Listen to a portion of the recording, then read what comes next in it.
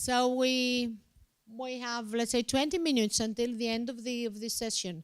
And I would like immediately to ask anybody of you whether there is question or statement regarding these issues. What policy, what planning, what incentives, what regulation we need in order to make it happen. Anything from the room? Any question? Yes?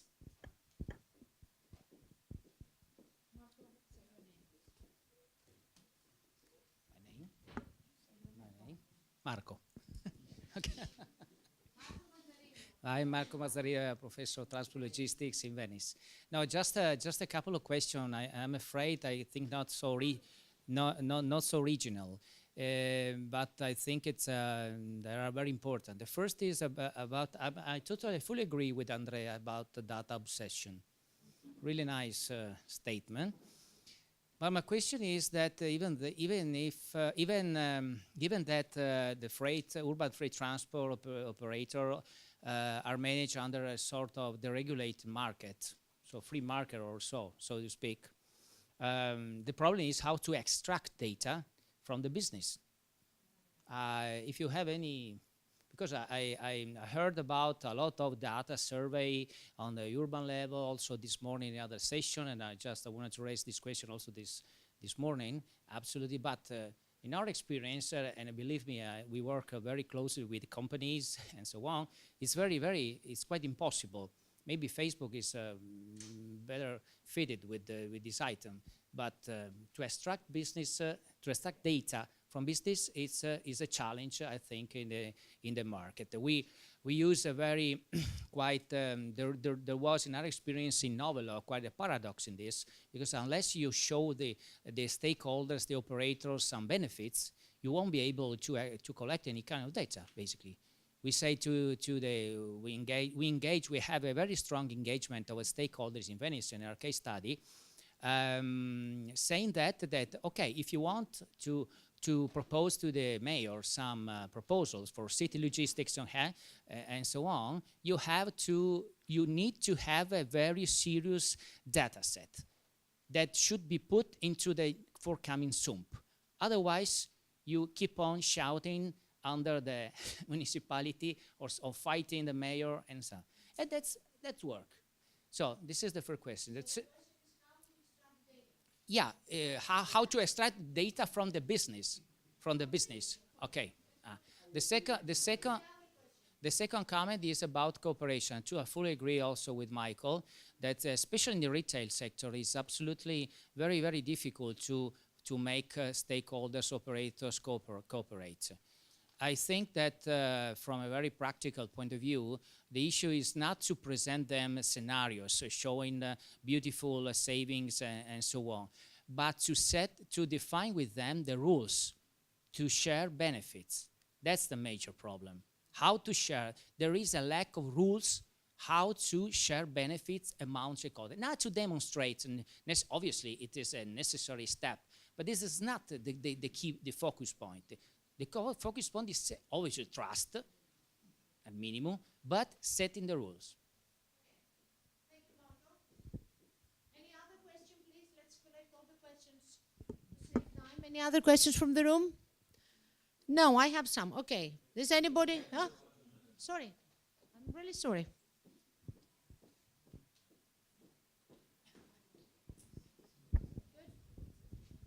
Please introduce yourself. Hello again, Alex Ben-Samoun, DPD Group. We are a parcel operator. I might have some elements of answer to the second question of Marco. Anyway, my question is, in the cooperation among stakeholders, cooperation was mentioned as one main issue. Did you find willing stakeholders, but that were lacking time? And in that case, because we need time to participate to all the workshops and consultations. In that case, what have you done with this problem? Can you give us also answer to the question? Yes, one difficulty for the stakeholders to share information is competition law. Just as a reminder, competitors are not supposed to speak with one another about their costs, about their prices, about the cost structure, about the routes or the lanes, because of competition law. So, and obviously we have a natural movement to compete, but it is also reinforced and closely watched by competition law. So one thing that is really needed is a stable and clear legal framework in which the stakeholders would be more comfortable to share ideas and elements about the cost structure. Otherwise, it could be considered by antitrust authorities as cartel. I don't believe you. But this is the reason you are not cooperating and sharing data. I'm just trying to provoke the discussion here. Is anybody else who would like to say something, or otherwise I give? Okay. Who from the speakers wants to give answers to the questions? Andrea, try. The question on data extraction. Well, it's not easy because data for shippers usually are part of the business. And the other question is why they should share data with us and with whom? With public administration to do what? I think the way is enforcement. So I'm contradictory because the only way that a municipality has to plan is know what flows are moving. You cannot extract data just monitoring movements. You can derive, you can infer data, but you can extract.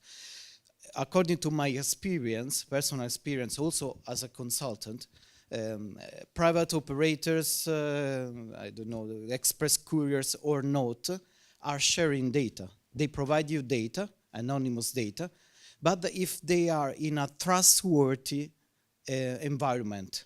So if they know that you are not using data for giving to the other competitor. It's not easy, but I think that by law something should be done to infer this type of data. Because if you remove what is, how to say, sensitive or industrial data from this flow, you can have a monitoring of shipments. I have personal databases from operators, but I can say that the public authorities should find a way in which they create an environment. I agree with DPD on rules, but also trustworthy environment for cooperation. And to be honest, you have to give something back. Okay. Before giving something back, which is valid, I would like to suggest the following. Laetitia Leblanc presented an observatory. If you have been, those that followed the previous session said observatory data. She also mentioned a city in France, which is the best in making a survey, and it's very costly, the survey, to do it. And finally, it's not just the movement of the flows or of the vehicles that the cities are lacking as an information in order to understand the planning. On the other side, I say that, okay, how all these business are operating in a city? Under the permission of a city authority. So for the majority of the case, the city has to give a permit to these activities. In the majority of the cases.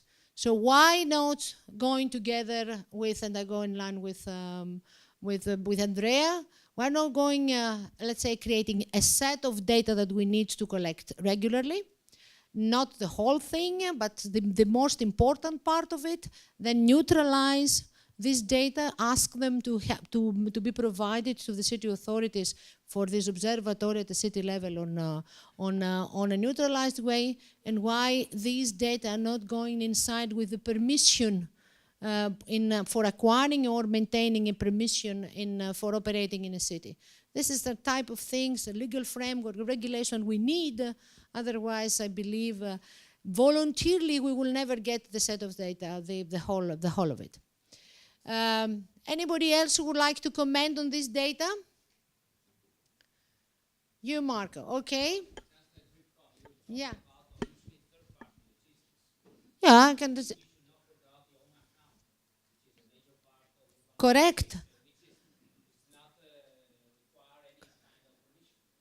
Yeah, correct. What I'm saying is that what we need is to identify. Right now, at the cities, we have zero information. So if somebody wants to create arguments, as you said, either towards the mayor or towards the industrial actors in order to cooperate, it does not have anything. So we need to start for a minimum set of data. Yes, please.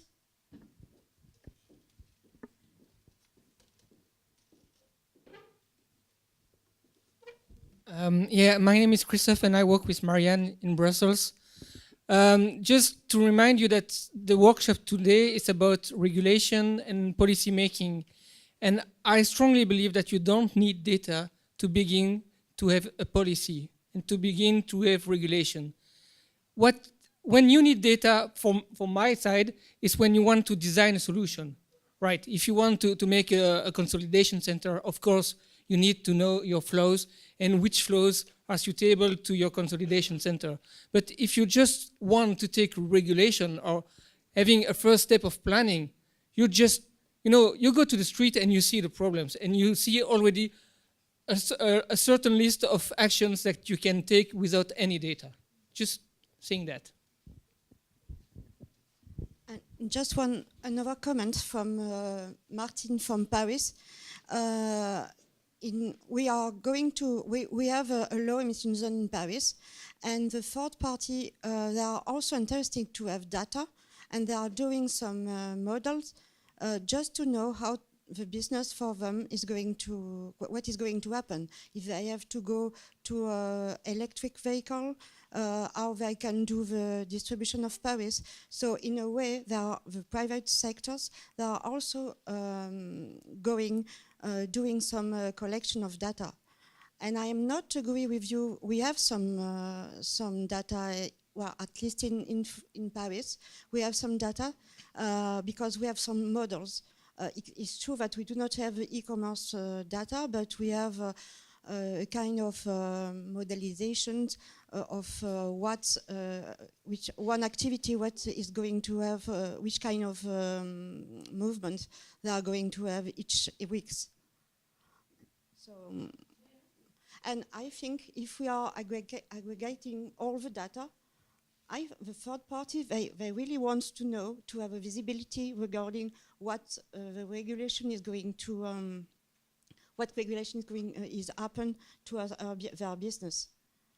So in a way, I don't know, if city authorities, if they are going to some low emission zone regulations, they also have to collaborate with the third parties just to know how how is the business going.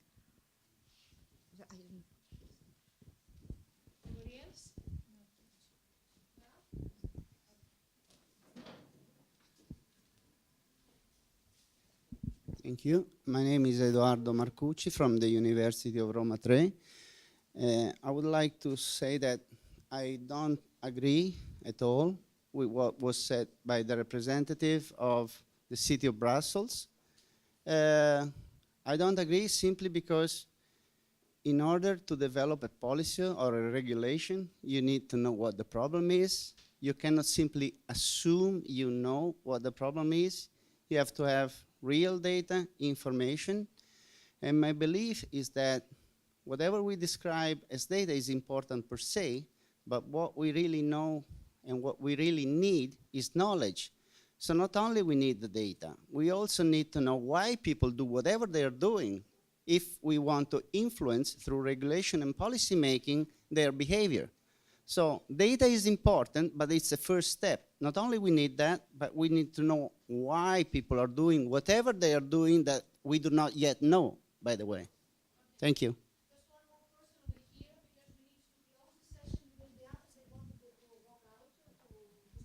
I try to make it short and easy. I come from TU Berlin, Technical University in Berlin. I disagree with the last speaker and I agree with the speaker of Brussels. That's my comment. No, I will give some more information. I think it's neat to have data, of course, to research the problem. But at the end, the municipality, the decision maker, the region or municipality or whatever it is, they has to make at the end of the day the decision. And the decision is to meet the city goals. That means livable city, sustainable city, and so on. I don't think that it's so neat to go so much deep in the businesses of the carriers, of the supplier, and whatever. At the end, you have to say, okay, I have a regulation. I will make a pedestrian zone, for example. Many cities has examples or has experience with pedestrian zone. You don't think about all the movement of the people when they go to the shop or when they go to the post office, whatever. And can I make a pedestrian or cannot make a pedestrian? They do it because they know the effect is to solve the problem of overusing areas, too much car traffic, and so on. At the end, they have to do some stakeholder involvement. I think it is fine to understand it, but there are different companies. One are pioneers and they're really doing good things. The other ones are more conservative. I come from Germany, you know, the old industry of car industry is very conservative, and we always heard about what they want. We will now have innovation in our cities. So that means at the end, we need some data, but at the end we need decisions, and the municipality should be brave to make decisions. I think I will create the bridge, and I'm going to add the session between this debate. I like it very much, this last moment debate. So I think we can all agree that we need different level of detail of data for creating arguments in order to enter in a cooperation for stakeholders. We need different type of data and more different detail of data if it is for a full, let's say, planning of a UCC or whatever, feasibility. And we probably need some different category and different detail of data for evaluating, assessing the impact. Because, of course, tools also there coming in this picture. So through simulation and others, we can generate data of these three categories. Then I understand that there is a sustainable urban logistics plans identified with their different identity that sums from all the presentations. And probably we can conclude that, yes, we would like SALPs to be on their own identity, going in parallel, but not being just a chapter of the SAMP. And we want them to be separated and be very, very strong. Then I realized from the presentations that many cities, they use the research projects for getting funds, for getting awareness, for getting knowledge, for creating arguments for their mayors in order to make decisions, their stakeholders. And this is a valuable work, and so research projects should continue to that direction. Also, I understand that there are legal framework and there are also regulations that we can apply either for facilitating data capturing, as I say, or facilitating cooperation, because what you said, it was about cooperation. I know that in a city over here, there are meetings, they started with meetings with everybody, and now they have meetings separate, not with their competitors. Of course, this is because they like it, but of course, they can preface that, okay, it's also the law, we cannot do this. And then I have also understood as a conclusion that we need to reasoning at the regional level. And this is, it is good to go to that direction, and there are many things to do at the level of harmonization and regional planning. And also I have wrote it down that there's competence centers and capacity building that is needed in order to, let's say, to continue this very good work that we started in city logistics. Anything else that I missed from all of you? No. Very good. Thank you very much. Thank you.